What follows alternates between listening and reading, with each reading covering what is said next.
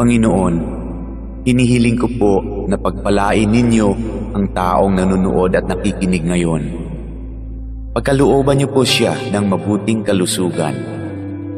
Bigyang tugon ang kanyang mga panalangin ayon sa inyong kalooban.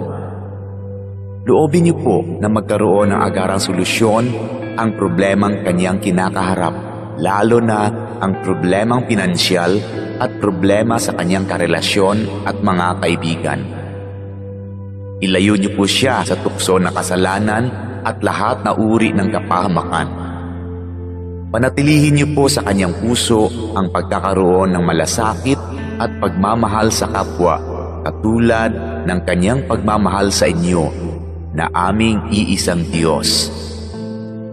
Ito ay aking hinihiling sa pangalan ni Jesus. Amen.